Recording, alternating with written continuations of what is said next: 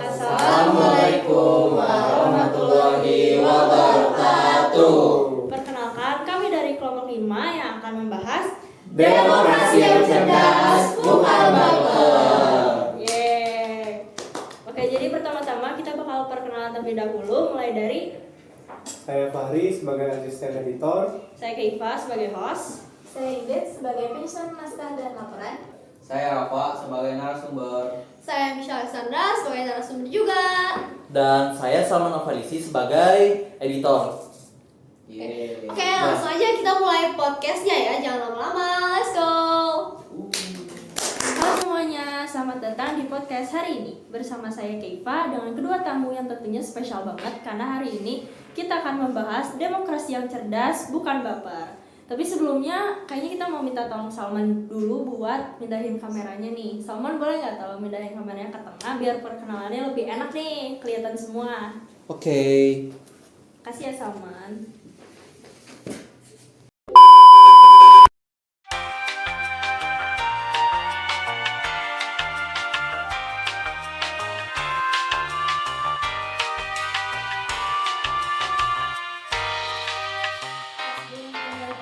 Mari kita sambut dulu kedua tamu spesial kita, ada Rafa dan juga Michelle.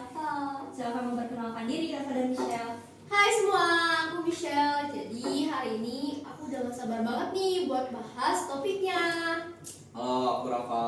Ini temanya kalau dibahas bakalan seru banget sih. Jadi ini bercerita tentang gimana sih cara demokrasi yang gak baperan gitu loh. Nah, benar banget. Kita bakal sering banget lihat kan di medsos itu kayak orang-orang tuh mudah tersinggung, terus debatnya tuh pakai emosi, terus dan ujung-ujungnya tuh kayak buat gak jelas gitu deh. Nah hari ini kita bakalan usut tuntas gimana sih caranya jadi generasi muda yang tentunya cerdas secara demokratis dan bukan FOMO. Oke. Nah sebelumnya aku mau nanya nih, menurut kalian hubungan kebebasan berpendapat yang dijamin konstitusi sama demokrasi yang cerdas itu kayak gimana sih? Kalau menurut aku bebas berpendapat ini dijamin pada pasal 28 Undang-Undang Dasar 1945 kan ya. Nah, menurut aku ini jadi kesempatan kita buat berpendapat secara rasional, terus data yang fakta, lalu argumennya tidak memancing-mancing orang lain ya, terus nggak bikin pertengkaran juga kan. Iya, bener banget nih kata Rafa. Cerdas dalam demokratis itu yang misalnya tuh kayak gak asal nge-share informasi yang belum tentu itu kebenarannya gitu. Terus juga gak asal nge-komen di postingan orang gitu. Jadi yang gimana ya, kalau misalnya konstitusi itu tuh gak hanya ngasih hak aja gitu ke kita, tapi kita juga harus bisa ngasih kewajiban kita juga nih. Jadi yang dimaksud demokrasi yang cerdas itu adalah dimana kita bisa nyimbangin nih antara hak dan kewajiban kita gitu. Setuju banget sih sama pendapat. Oke, aku mau nanya lagi nih buat kalian.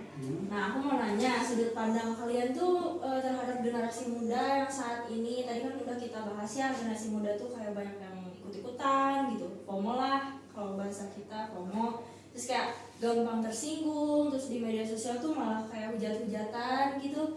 Nah, aku mau nanya menurut kalian tuh gimana sih cara kalian melihat generasi muda yang sekarang tuh kayak gimana? Terus menurut kalian tuh baik atau enggak? Terus bisa diubah atau enggak? Kalau menurut aku nih ya, kalau pandangan sih mungkin sekarang tuh kurang ya demokrasi yang di sekarang.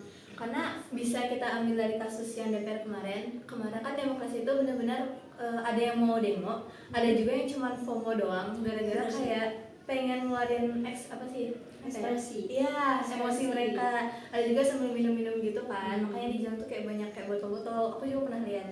Kayak jadi mereka tuh melakukan vandalisme. Lagi pula kalau demokrasi itu kan nggak harus selalu vandalisme. Benar. Ya kan banyak juga berita kayak halte dibakar, rusak, fasilitas umum tuh kayak rusak lah. Jadi kayak kurang banget zaman muda sekarang. Dan kalau buat ubahnya itu tergantung dari diri masing-masing, mau bisa diubah atau enggaknya. Kesadaran diri gitu. Iya, benar. Malah kalau misalkan menurut aku kalau kayak vandalisme gitu merugiin banget gak sih? Iya. Kayak dilihatnya nggak enak gitu. Bahkan di dekat sekolah juga ada kan halte sekolah. Itu jadi banyak coretan-coretan gitu. Padahal kan kita juga yang pakai kan, kita yang Kasihan sih, Kasihan. rusak ya. Makasih ya. Iya. Selanjutnya aku mau nanya juga nih ke kamu Ya. mengenai cara kamu menghadapi kalau misalkan ada orang yang kayak gampang kesinggung gitu, terus kayak malah saling hujat, orangnya emosian gitu. Menurut kamu itu kayak gimana sih orangnya, terus kayak gimana cara kamu ngadepinnya gitu? Bang, sebenarnya sosmed itu kan tempat kita berekspresif ya. Kita bebas melakukan apapun di sosmed. Tapi kita juga nggak boleh kayak langsung menyimpulkan kayak orang ini gimana, kita nggak bisa. Karena setiap orang itu kan pasti punya kehidupan yang berbeda di sosmed ataupun di dunia maya. Di sosmed ataupun di dunia asli. Oh ya. Tapi positif gak apa-apa. Nah, kalau dari kita sendiri, kita juga nggak boleh terlalu peduli sebenarnya sama hal itu, karena orang-orang yang kayak langsung ngehujat, langsung menyimpulkan ke kita itu sebenarnya mereka tuh ya orang-orang pengangguran, mereka tuh nggak punya kerjaan, jadi kayak mereka tuh cuma ngurusin hidup-hidup orang di sosmed. Tapi setidaknya kita tuh harus mencoba bagaimana kita memperbaiki mereka. Kayak kalau mereka ngehujat kita harus bilangin bahwa itu adalah hal yang salah. Dan kita juga kalau misalnya mereka nggak mau kita bilangin, ya udah setidaknya kan kita udah mencoba ya. Mencegah gitu Iya. ya maksudnya. Karena kayak kalau emang orang yang nggak mau diubah ya mau gimana lagi, kita kan bukan orang tuanya ataupun keluarganya nggak sih. Benar-benar. Setuju. Makanya. Balik lagi. Nah, dari pernyataan yang tadi udah kita jelasin dari Fahri dan juga Ingrid, jadi kayak kembali lagi ke kesadaran diri masing-masing nggak sih, kalau misalkan tentang berubah atau enggaknya gitu ya. Nah, oh ya, kadang kalau kita lihat berita politik tuh kayak kelihatannya kotor, terus kayak banyak drama gitu nggak sih? Apalagi di Indonesia gitu ya, kayak banyak campur tangan banget gitu, terus kayaknya generasi muda saat ini tuh kayak males gitu nggak sih kalau misalnya lihat berita di TV gitu. Nah, aku mau nanya nih ke kalian, tipsnya gimana sih caranya biar kita tuh tetap peduli gitu sama permasalahan yang ada? Bener, itu tuh sorry. Nah, justru karena itu kita harus peduli. Kenapa? Karena ya walaupun kita cuman orang masyarakat biasa ya, yang main di panggung tuh ya cuman orang-orang kepentingan gitu. Kita kayak masyarakat biasa gitu kan. Jadi ya kita mulai dari hal kecil dulu ya, kayak ya diskusi, terus milih pemilu, vote pemilu, atau bisa speak up ya di medsos, tapi dengan ya bijak gitu, jangan menyindir siapapun gitu. Iya benar sih, benar. Sekarang lagi marak banget ya Put. Nah, gimana sih caranya ngebedain antara orang-orang yang berpendapat cerdas dan juga orang-orang yang kayak sekedar ikut-ikutan, sekedar baperan gitu? Jujur nih ya, kalau misalnya cerdas tuh argumennya jelas, terus juga ada data yang valid gitu. Terus juga menurut aku ya, penyampaian mereka juga lebih chill gitu, kayak lebih santun. Tapi kalau misalnya kita nggak cerdas gitu ya istilahnya, pasti kita tuh bakal emosional, terus kayak bakal banyak hal yang bikin kita jadi panas gitu. Terus kita juga kebanyakan orang itu pasti bakal nyindir di sosmed tentang hal-hal yang gak penting gitu. Kayak gitulah. Benar banget sih kata gue ya. Terus juga ciri-ciri orang yang cerdas berdemokrasi itu ya berani nerima pendapat orang lain gitu kan. Terus mereka juga nggak beda sama yang baperan ya, yang dikit-dikit tuh tersinggung gitu. Jujur dari pernyataan yang tadi kalian semua omongin itu kayaknya dampaknya bakalan besar gitu gak sih? Benar banget. Kayak luas gitu gak sih? Karena kan kalian tau sendiri lah, digital, media sosial itu kan luas ya, gak cuma kita ngadepin orang itu aja, dan di platform yang beda-beda gitu. Nah, aku juga mau nanya nih, kira-kira dampak dari kebaperan itu di iklim demokrasi digital yang sekarang itu kayak gimana sih, seluas apa gitu? Dampaknya itu bakalan luas banget ya, besar banget lagi, apalagi ya baperan waktu kita lagi diskusi atau lagi ya ngobrol santai gitu kan, malah jadi suasana hati tuh waktu diskusi jadi bad mood kan. Terus alih-alih jadi yang sehat diskusi ya malah jadi yang nggak sehat, terus toksik ya kan. Itu juga kalau baperan tuh ya kan bisa malah saling komentar, saling blokir, terus saling ngehujat satu sama lain, itu tuh toksik banget, nggak sehat guys. Izin nambahin ya. Nah, kayak lupa awalnya. Kayak gimana nih? Iklim. Oh iya, bener banget. Oke, easy nambahin ya. Jadi iklim yang disebut iklim apa ya, Emosi. Ya, maksudnya kayak iklim Baperan demokrasi itu alias baperan gitu. Jadi dengan adanya iklim emosi itu bisa bikin orang-orang ini tuh ikut-ikutan tanpa tahu kebenaran informasinya gitu. Nah, itu tuh yang disebut sebagai bandwagon effect. Nah, jadi orang-orang tuh apa ya, dia tuh bakal ikut-ikutan keluar-keluar, tapi mereka tuh sebenarnya nggak tahu itu tuh apa sih informasi yang sebenarnya gitu. Jujur didengar-dengar tuh ngeri banget ya ternyata. Yes. Dampaknya tuh kayak separah dan seluas itu gitu.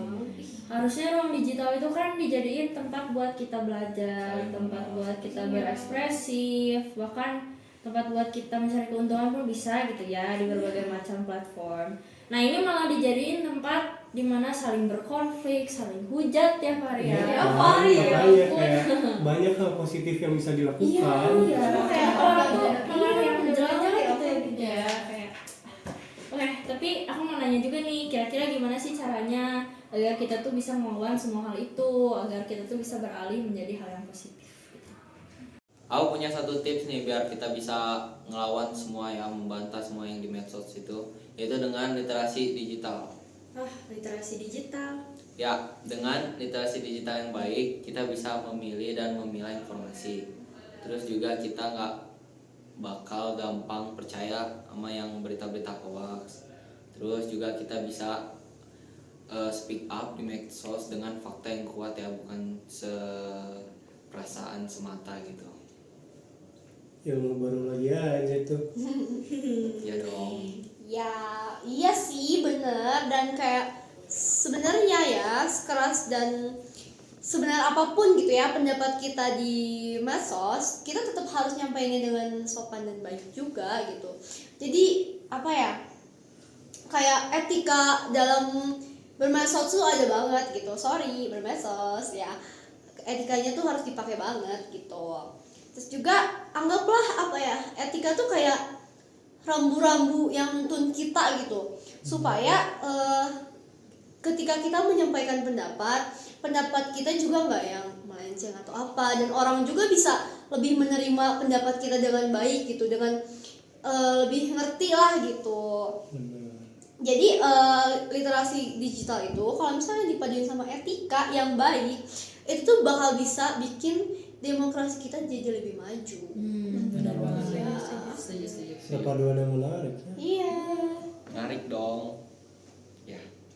Keren banget nih, kayak dua sisi mata uang yang nggak bisa dipisahin gitu ya, antara literasi digital dan juga etika gitu. Dan tadi kan kita udah ngomongin kata Michelle juga, kalau misalkan di medsos tuh atau bermedsos tuh kan tentunya harus bijak, harus santun, harus sopan, dan jangan asal-asalan ngeluarin kata-kata yang bisa menyinggung orang gitu, karena urusannya bakal panjang ya tentunya. Nah aku mau tahu nih tips dari kalian gitu, gimana sih caranya biar kita tuh menjadi warga, apalagi generasi muda yang tentunya berbijaksana lah dalam menggunakan medsos ini. Oh iya, aku juga nih punya beberapa tips ya. Jadi tips ini tuh selalu aku simpen nih di notes handphone, karena biar aku juga kayak nggak keluar dari jalur kalau misalnya aku medsos gitu. Oke, jadi yang pertama nih aku bacain ya di notes. Siap. Yang pertama, think before you post. Jadi selalu baca ulang dan tanyain ke diri sendiri gitu, kayak ini infonya kira-kira bener gak sih? Terus kayak kalau gue kirim ini ke orang gitu ya, kalau gue komenin ke orang, ini bakal menyakitin hati orang itu atau enggak? Nah itu yang pertama. Jadi kita harus benar-benar pikirin banget nih kalau kita mau ngapa-ngapain di medsos. Yang kedua, jadi netizen yang aktif membangun di situ maksudnya membangun motivasi ya, bukannya malah membangun atau memanas-manasi misalnya kalau ada permasalahan di dunia medsos gitu. Jadi daripada cuma bisa ngeritik, lebih baik kita sebagai netizen ngasih solusi yang baik. Nah terus yang ketiga ini ada ini penting banget. Jadi kita harus kayak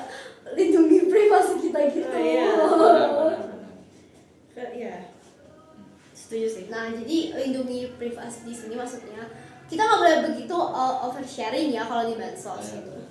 Ya. Terus selanjutnya kayak apa ya? Soalnya sekarang tuh kan emang zamannya udah beda ya, zamannya kayak udah apa-apa digital dan orang-orang juga belum tentu sama kayak kita. Banyak orang-orang yang kayak dia tuh gampang tersinggung atau apa, makanya kita juga harus hati-hati. Soalnya kalau jam sekarang banget tuh kita udah semua hal yang di handphone kita tuh bisa dilacak sama orang gitu, dan itu bisa nimbulin bahaya yang super duper sih. Setuju sih, bener, keren banget sih tipsnya. Aku juga Ya. punya tips nih. Yang pertama, kita jangan langsung nyebarin berita yang hoax gitu ya. Kita juga harus cek di ya kayak website resminya gitu atau aplikasi resminya, kayak contoh ya kayak di Google tuh punya berita, terus cek di Kompas atau Metro. Lalu yang kedua itu kamu jangan asal-asal ngehujat ya. Kalau misalkan ada lagi debat gitu ya di kolom komentar itu, kamu kayak bisa ngingetin dengan baik gitu, jangan dibiarin gitu, karena ya bisa ngebahayain juga kan, saling sindir gitu. Lalu yang terakhir, yang ketiga itu jangan lupa ya touch grass guys, jangan keseringan di main HP, main dunia maya, sosmed gitu. Kita juga harus keluar ya, mikirin diri kita sendiri juga ya, jangan keseringan main HP. Oke guys. Oke. Ya kayak gitu. Setelah dengar tipsnya tuh aplikatif banget ya, kayak benar-benar sejalan sama kehidupan kita gitu, apalagi masa remaja gitu ya, dimana kan sekarang tuh udah zaman medsos banget gitu, kayaknya remaja sekarang tuh kayak nggak bisa hidup tanpa medsos. Iya sih. Gitu, kayak ketergantungan gitu. Kalaupun mereka nggak megang HP tuh kayak rasanya gelisah gitu. Iya gitu. Kayak gitu sih. Tapi ya syukur-syukur ya kita tuh sekarang dapat ilmu di mana bijak bermedsos gitu. Dan tadi udah diomongin juga kalau misalkan berubah itu kembali lagi ke kesadaran diri masing-masing. Yes, Yes Queen. Oke guys, bisa kita simpulin. Tadi juga aku udah nyatet nih tips-tips dari narasumber kita yang bener-bener keren banget ya, tentu aja tipsnya. Jadi yang pertama itu, demokrasi yang cerdas itu demokrasi yang dijalankan secara rasional dan tanggung jawab. Terus yang kedua, sebisa mungkin kita tuh jangan baperan dulu gitu, karena itu bisa merusak iklim demokrasi kita sendiri. Yang ketiga, kita juga perlu literasi digital disertai dengan etika yang baik, karena itu kunci untuk memperbaiki dunia demokrasi yang tentunya toksik saat ini. Dan yang terakhir, kita semua bisa mulai menjadi warga digital yang lebih baik dengan langkah-langkah sederhana yang tadi sudah diberikan oleh Rafa dan juga Michelle. Nah, terima kasih banyak nih, hari ini udah di penghujung acara kita.